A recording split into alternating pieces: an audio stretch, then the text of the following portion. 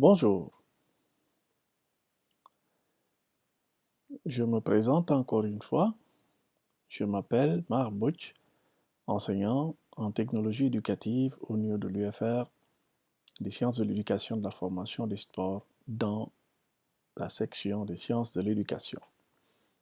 Dans ce premier volet du cours, nous allons aborder la question de pourquoi faire une recherche documentaire et pourquoi justement il faut se former à la recherche documentaire.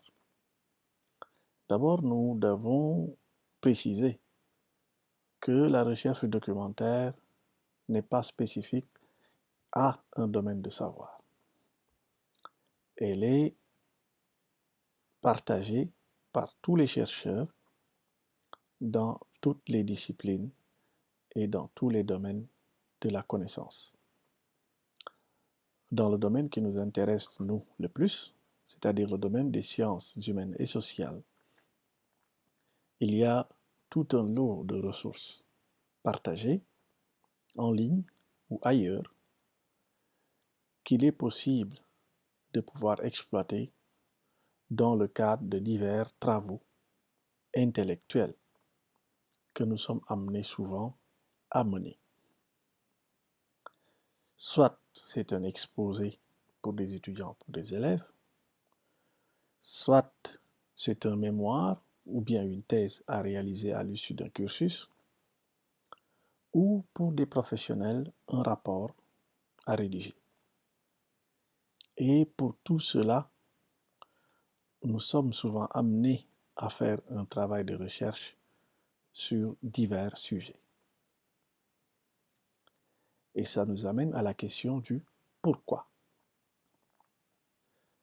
Alors, pourquoi faire ce travail de recherche?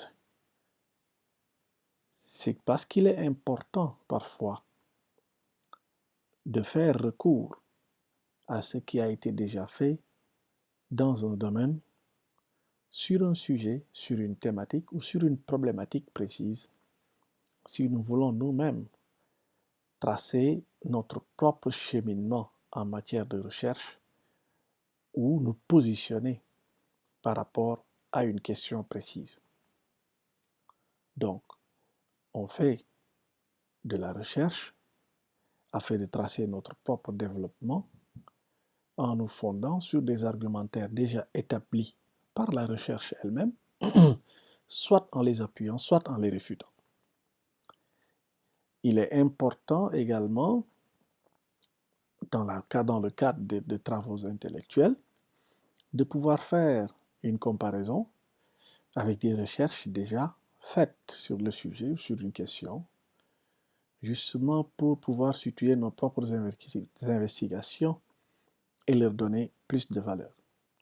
C'est la raison pour laquelle nous citons des auteurs, nous citons des sources à côté de ce que nous appuyons comme argumentaire. Ces citations et ces renvois nous permettent de nous mettre dans une posture, mais nous permettent aussi de rendre crédibles les positions que nous défendons et surtout en permettant de faire voir que nous ne sommes pas dans des affirmations gratuites ou non fondées.